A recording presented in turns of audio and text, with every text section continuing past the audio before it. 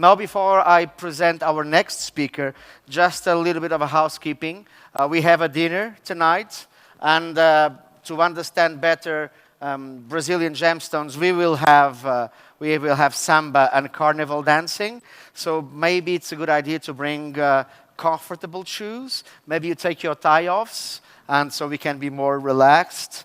And the buses will be in the entrance of the hotel at 7 p.m. So try to be there at 7 p.m. so we can all go together. So without further ado, the last guest of our rich program of today's Congress, Çiğdem Lüle. I hope my Turkish is really well. She is Executive Director of the Association of Independent Jewelry Valuers. And as a woman gemologist, she has received 2 awards, the AIJV Bonanno Award for Excellence in Gemology, 2016, and also the Catriona McGuinness Award in 2000, medal.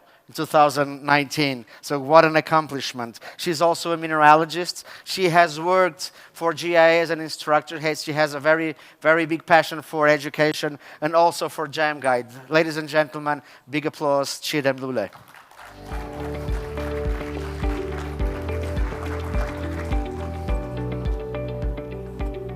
I'm short. Good afternoon.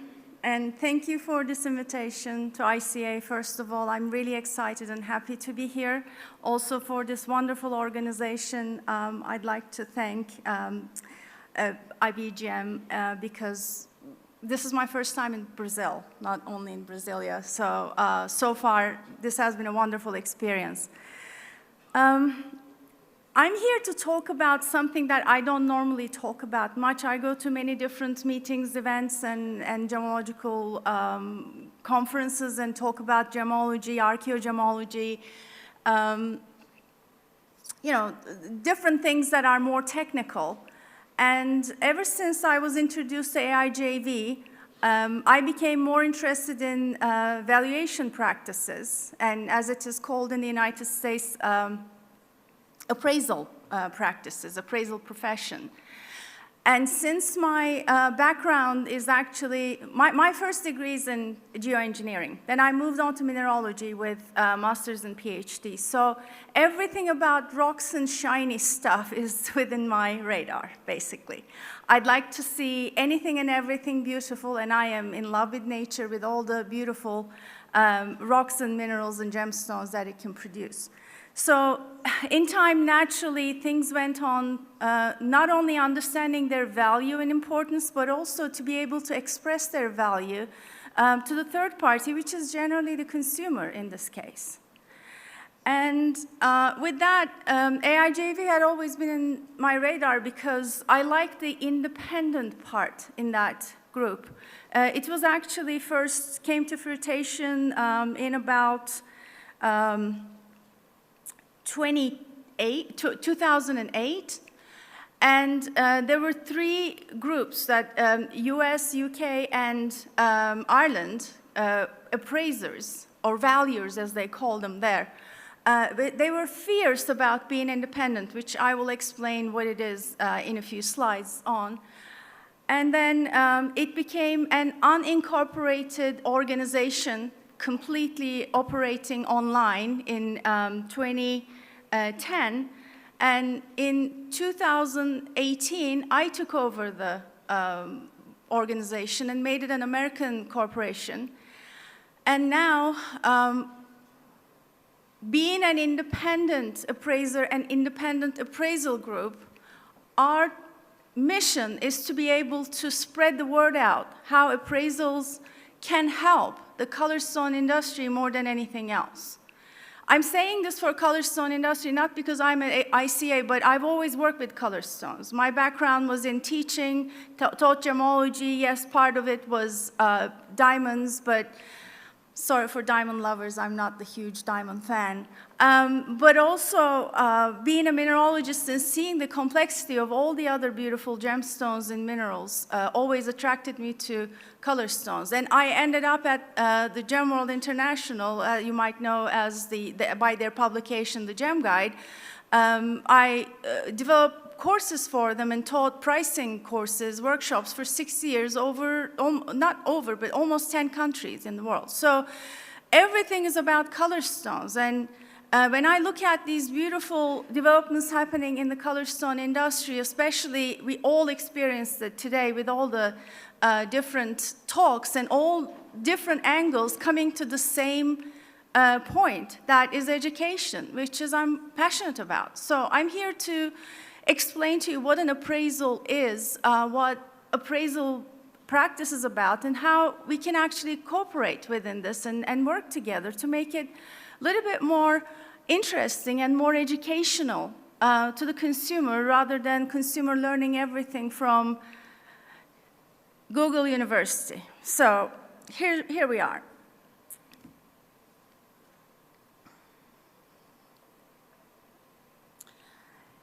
Now, I'd like to give you the overview. I think I pretty much explained that. The independent appraisal profession, I will explain that.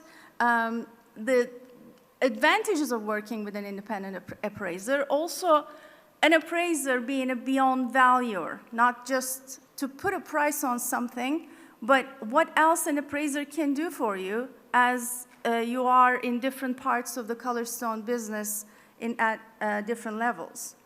So what is an appraisal? It's a valuation or appraisal. It's a defendable opinion of a value supported by evidence. The key word here is evidence. We're not talking about just value that somebody puts on it on decided what it should be, but if I am writing a report that is going to be potentially used in a court case, I need evidence to be able to sign that report for the number that I'm putting on it. And that value is going to be based on experience and research. So we do a lot of research in our appraisal practices. So when I talk to people, this is generally the case. Oh, well, why on earth we need an appraiser for anything other than insurance appraisal? Well, there are many reasons. There are lots of legal situations involved, and I do a lot of legal-based assignments, actually. Instead of doing individual public appraisals for jury, my cases are generally on donations, legal cases, divorce. There's so many things, you know. And if you tell me that, oh, well, how come anything other than jury get involved? Well, gem and mineral collectors divorce too. So there are ways of looking at these things. Generally goes into tax liability. Donation is the main thing, especially in the United States. I don't know how it works in Brazil, for example, but because there is a tax relief coming from a big donation, and these people are giving so much when they are donating to certain institutions, it needs to have an independent appraisal report signed by a qualified appraiser, which I will come to in a minute. I mentioned legal cases. If you think that legal cases are only for, say, divorce, it's not. I worked with customs, for example. There are lots of fraudulent sales and coming to the country or trying to smuggle. I've seen tons of rocks that are being tried to be smuggled to the country. So it's interesting how people can push their boundaries sometimes. So there are a lot of fraudulent investment situations involved. I don't know how many of you receive these phone calls every week like I do. I have the biggest sapphire in the world. It is $500 billion, and I need an appraiser for it, which I'm not that person. So, and the most common one is actually out of this whole list is that I just want to know what it's worth. Give me a ballpark figure. My favorite sentence, give me a ballpark figure. Based on what? So it doesn't work like that. I can see appraisers in the room that nodding their heads, so I'm sure you share my pain. And the list goes on. So what do? We look at the market. This list here is the just basic market list, but they're all directly related to consumer. As you see, they're no wholesale or anything like that. So we're looking at retail, we're looking at store, again, directly related to or directly in touch with the consumer. These can be chains, these can be single brick and mortar shops, or as the generation goes on, as the new technology goes on, we have a lot of internet stores that are actually not existing physically, but they are online stores. And there's a big designer market out there. We're not talking about just big markets or big designer names here, but there are lots of what you can call the cottage industry designer names out there. And internet actually makes it possible, especially with COVID, when people were stuck at houses and they couldn't do anything. Do you know what soared during COVID? The highest numbers were achieved during COVID were the auction prices. Auction houses did their best since they ever existed during COVID closure. So.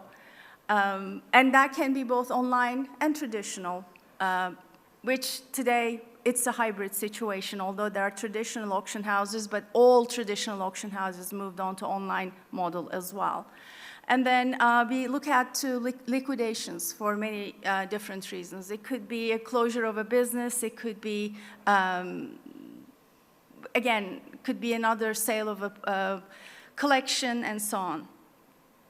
All these things require an independent third party. Now, maybe as in the Colorstone business, you are as a dealers or working in labs and so on, you're not in touch with the public for these reasons directly. That's when the appraiser comes into the picture, and this is where we are with it.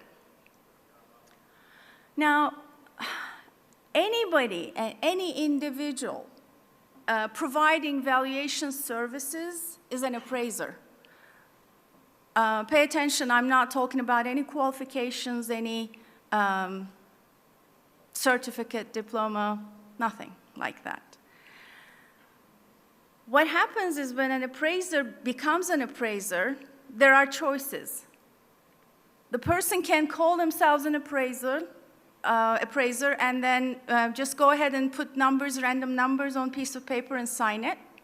As long as they're not going to be held responsible from it, they can get away with it. The day they are held responsible, they would say, oh, I don't have any qualifications. As far as I know, both in many European countries and in the US, there are no laws and regulations to force anybody to get a particular appraisal qualification. So anybody can be an appraiser, yet if you take this business, if you take this practice seriously, then there are many qualifications to be achieved, to be done. Part of my model, I'm an educator, therefore I could never do anything without getting the formal education on it. I had to go through that as well. It is necessary because you learn a lot of things while you're learning to be an appraiser. You'd be surprised how many people, even when they are students in gemology, let's say I taught for GIA for a long time, and then I was amazed by the students coming and saying as soon as they have their diploma, oh, now I'm becoming an appraiser. Well, you're not. You're a gemologist, but not an appraiser yet. Because you have not learned anything about the market, the pricing. The experience is important here. So if you are dealing with any appraiser, independent or not, and being non-independent is not a bad thing, by the way. I'm only emphasizing the independent part of it here, but all the other appraiser colleagues I have are incredibly valuable and experienced people as long as they have the qualifications. So please pay attention what kind of qualifications they have if you are dealing with an appraiser. So the requirements for an appraiser to be is they need to be objective, they need to be unbiased, and they need to be credible. then they need to be competent. For example, I have no competence in antique jewelry whatsoever. Although I've got my appraisal qualifications, I have my gemology qualification, I know something about jewelry. But if I ever receive any assignment that is related to antique jewelry, I would call my competent colleagues to work with. Yet, I know what I'm competent with. I am very competent in mineral appraising area, which is quite rare. And also gemstones, obviously being in the gemstone market and working with color stones gives me that. So I know where I stand at least, and all the responsible people who are calling themselves appraisers will know where to stand in that regard too. There are three ethics points here that are very important. One is never disclose personal information of the client. Not charge fees based on percentage of the value conclusion. If your emerald is $100,000, I'm going to charge you $10,000. If it turns out to be a synthetic, then you can give away just $5. You're okay. It doesn't work like that. As an appraiser and a gemologist, I do the exact same work on it. I only charge for my time. And that's how it should be. Not accept commissions or goods in kind from any party. This is important because then it creates conflict of interest. We don't do that. What separates an independent appraiser from all the other appraisers that are compliant with these items is that we don't buy, sell, or broker. What does that mean? You want to work with an independent appraiser, you're working on a very big project. Let's say that you have a suite of cashmere sapphires and you need to explain the value of it. I know people with cashmere sapphires, so don't laugh. You need to present the evidence, the value, and so on. And I'm not going to go there and say, okay, I'm going to do this work, but you need to give me some form of a commission.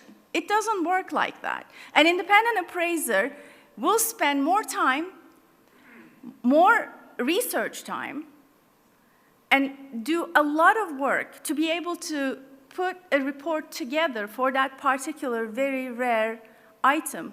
But it's not going to be any different than any other suite of sapphires, for example. So the independent appraiser will only charge for the time, and it is very important to understand.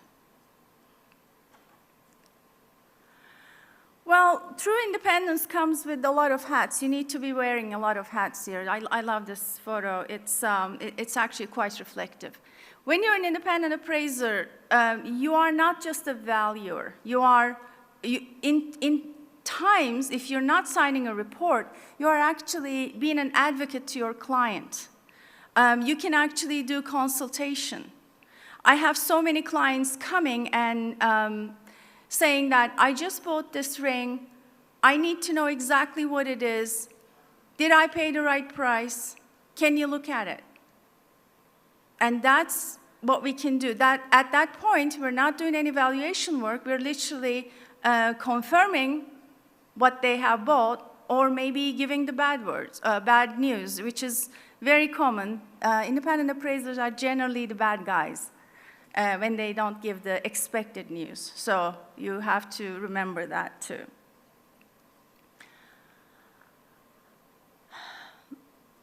Most of the times what we discuss is value versus price. And it is difficult to explain in so many ways, but my most favorite example is that a bottle of water in a desert.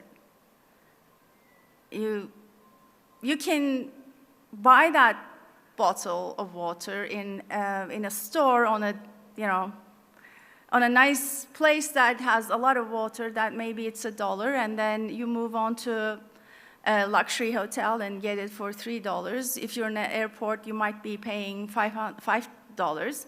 But then if you are in a desert and you're desperate because you need to have some water, you're not going to even discuss the value of it or the price of it. Whatever you can give, you will give it to that. So putting a value on something, it doesn't mean that putting a price on it. They're not the same things. And also, this is very applicable to the color stone industry. What is valuable and what is high price are two entirely different things, and you know that. The value of a small mine in a small country, and then finding something really important within that mine goes beyond price. Yet, if you are dealing with a big established gem dealer, and then there are categories of prices. They're just prices. They might as well be selling rings or shoes, maybe. But when they are selling gems, that's a different story, because how they came from the very beginning to the end adds a lot of value. And Brian explained that at the previous talk as well. In fact, so many things that I wanted to say today were already told, so I don't want to repeat. But one of those things that value and price are two entirely different things, and appraisers are very good at explaining that to the clients. We are in consumer education. Whichever angle you look at from, when a client comes to our offices, or when we are in touch with for any reason with a group of people, we educate them in terms of gemstones, in terms of jewelry, in terms of minerals, whichever way that they need to learn the value. Because the more interesting information you give them, the more curious they will get, and then you will be able to teach them what it is. So it comes with a lot of educational background to be a good appraiser, to be able to explain that. In my practice, for example, I create classes for appraisers. In my practice, I create classes and teach to public, and they're not the same things at all. We speak entirely different languages when I am with different groups. So it is important to understand that the world became very, very small, and the reason it became small is internet, and all the information pulled from internet has no verification basis.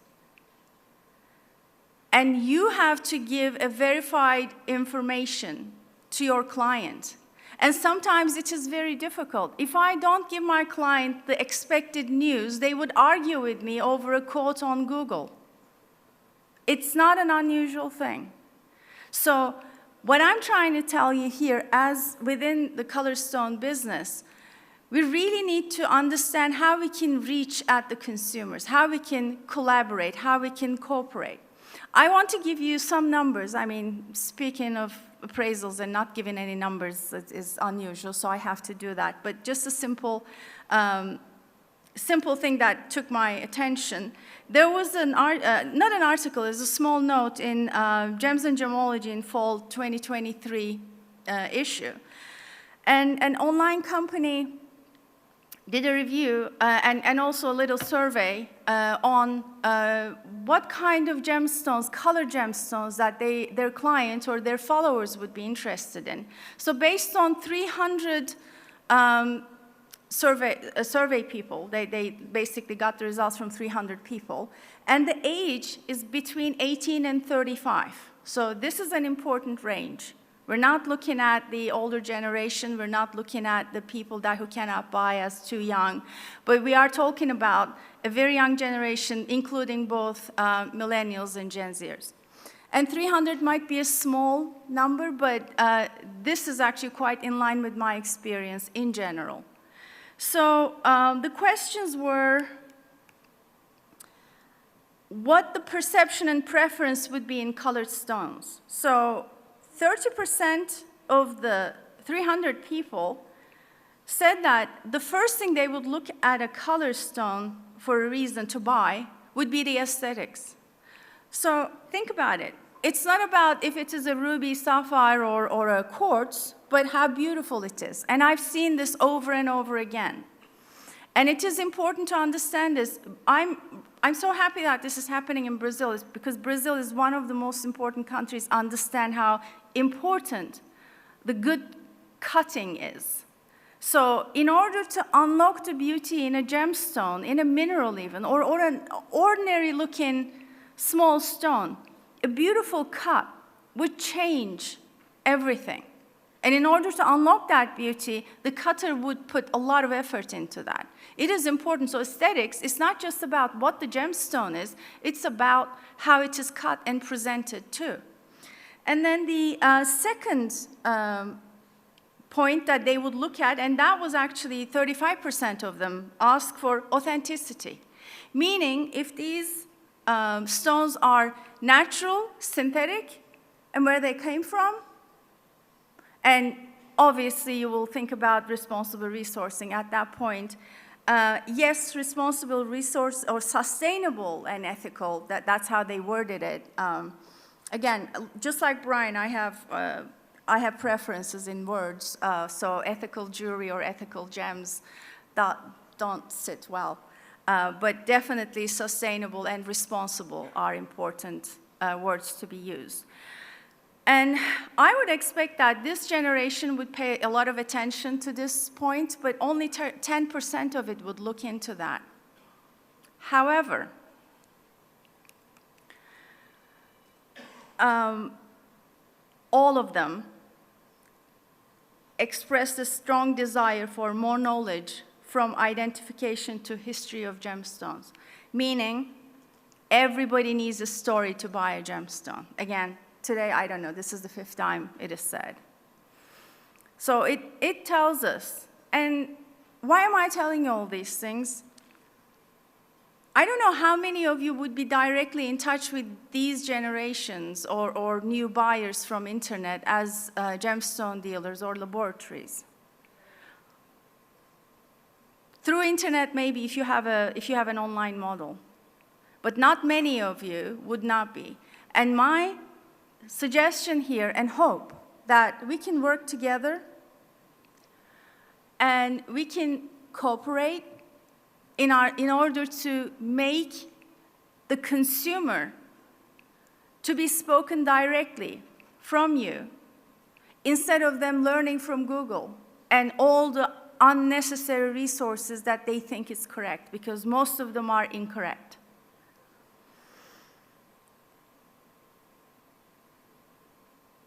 So my call here and hope is that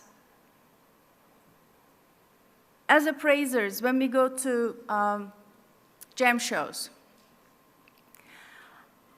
it is very difficult to communicate with people sometimes, because if they don't know you, and if you tell them you're an appraiser, clearly you're not a buyer, and that's it, end of story.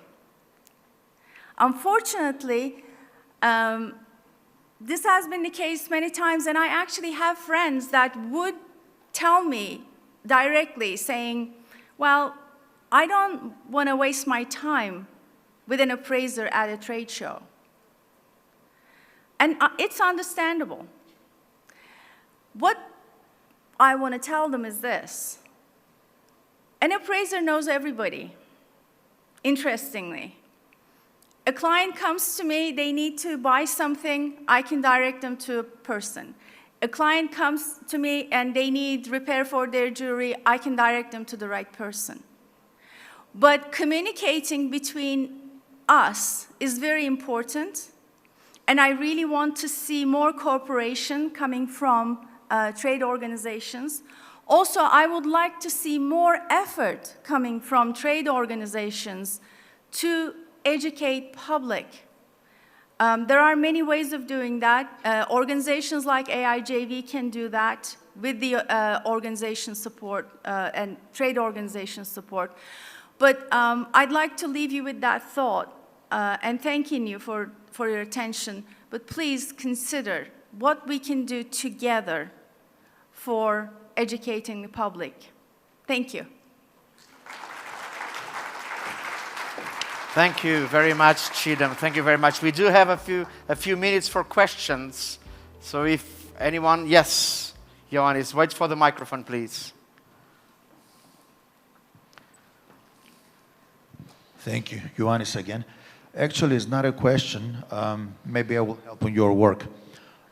Usually, in an appraisal case, what we face actually, first of all, is when you put in a tag on a price, you have to think that this price will go somewhere else in this certificate, and they will ask again. And if you are lucky enough to go to an appraisal office, you will get almost the same. If you are unlucky enough that you go in an auction house, the price you put is almost half. And then begins the fun. Second thing is, you're completely right that most of the people will buy because something is beautiful.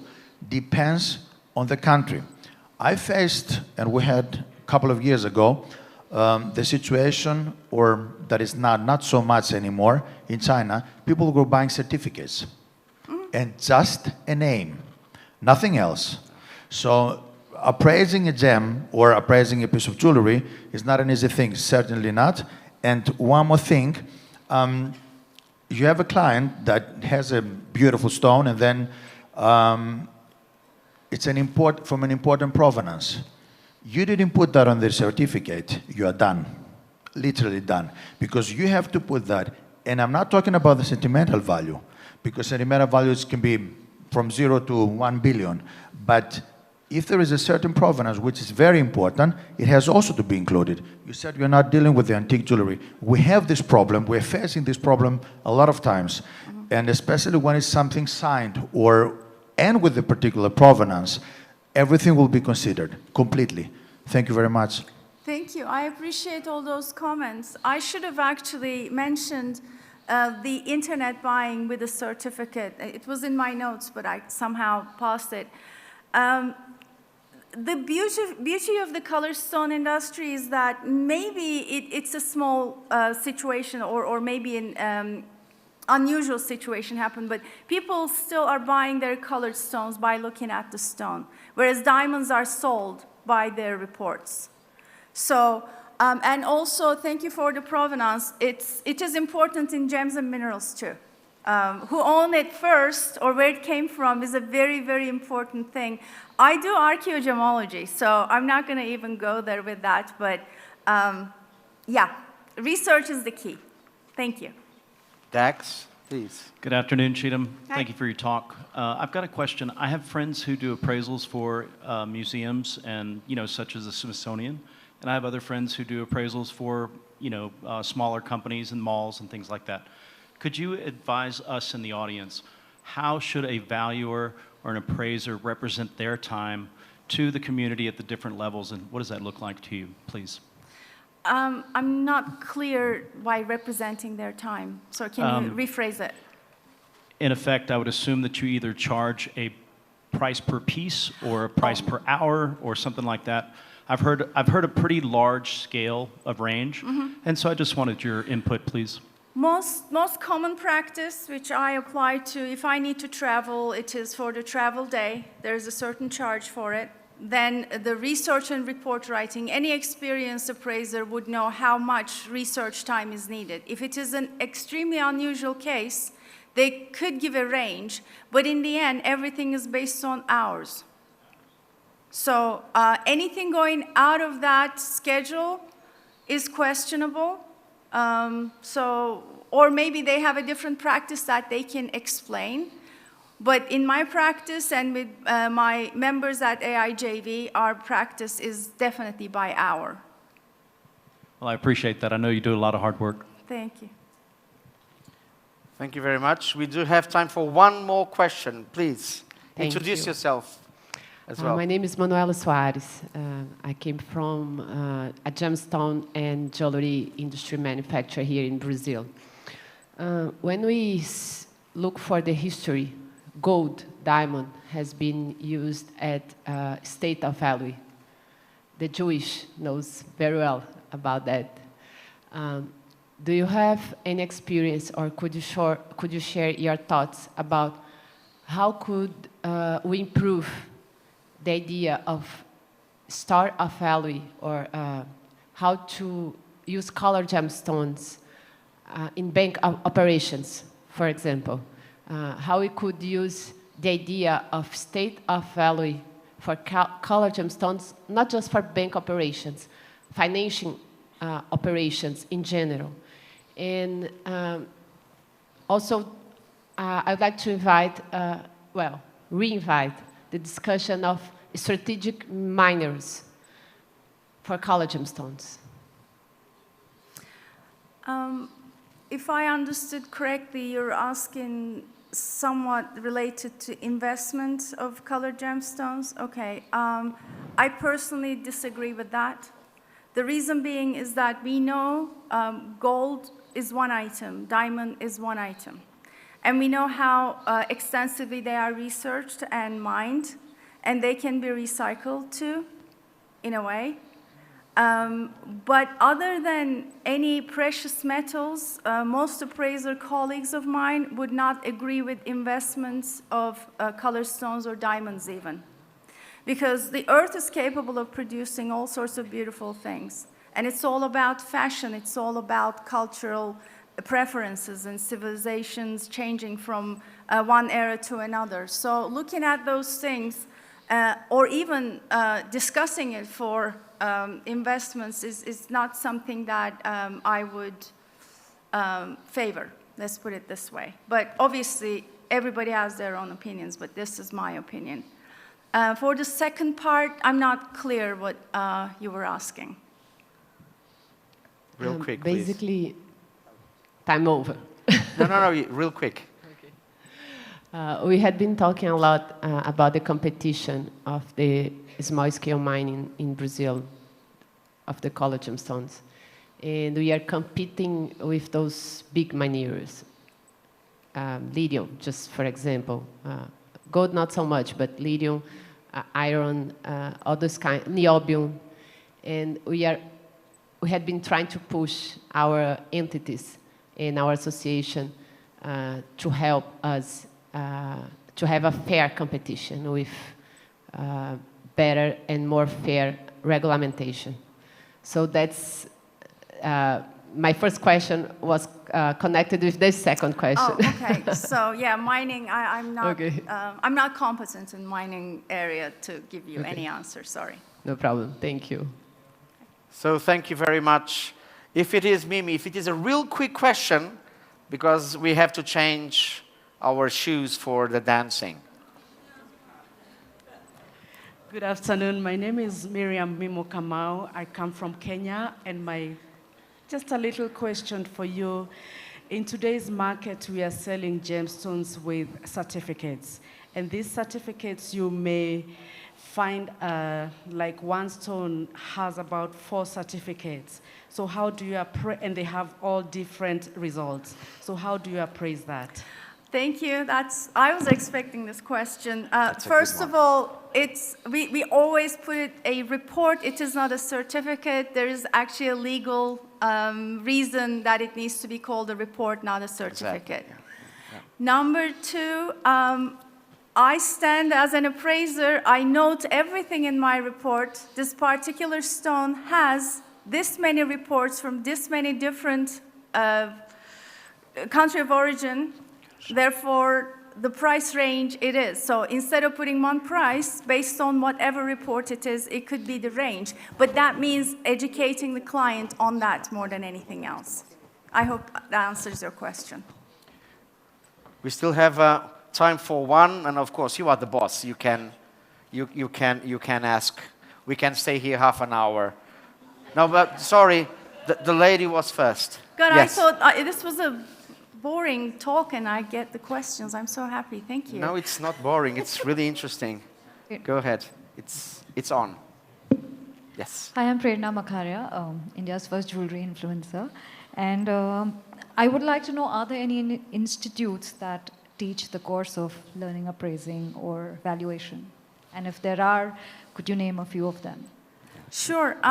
In the United States, there is NAJ, National Association of Jewelry Appraisers. There is ASA, American Society of Appraisers.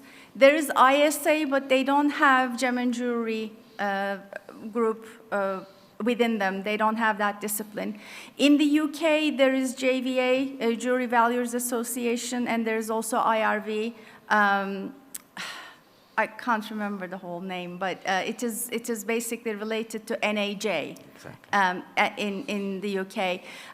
There is National Association of Jewelry Valuers in Australia. There is a similar group in New Zealand. And as far as I know, ASA does a lot of international work, and they have international offices as well. But if you need more information, I'm more than happy to send you an email and share them with you. Okay, thanks. Douglas, 3 minutes. No, I just wanted to mention we are having our nice dinner tonight. So I hope you'll all behave, but I wanted to mention that a couple of years ago, several very competent women in our organization created an ICA women's group. And if there are any women here in the audience that would like to investigate that group or attend, the good news is it's going to be a meeting tomorrow. The bad news is it's going to be at 7:30 a.m. in the breakfast restaurant. They are open till then. Benny, where are you? Benedict? She left. She left. She left Okay. with the bell already. Benny's kind of been one of the people driving that. Mimo's involved in. There's a lot of the women in our group, and it's a very good group. So if you're interested, they'll be down there at 7:30. It's very informal, very comfortable. Well, thank you very much, Doug. And thank you, Çiğdem, for a wonderful presentation. It was not boring. It was spot on, and appraisals or valuation is something that usually we don't speak about. So thank you very much. It was a wonderful presentation. Welcome to Brazil if it is your first time. And comfortable shoes, because it will be dancing tonight. Yes. Well, ladies and gentlemen, let's wrap up the day.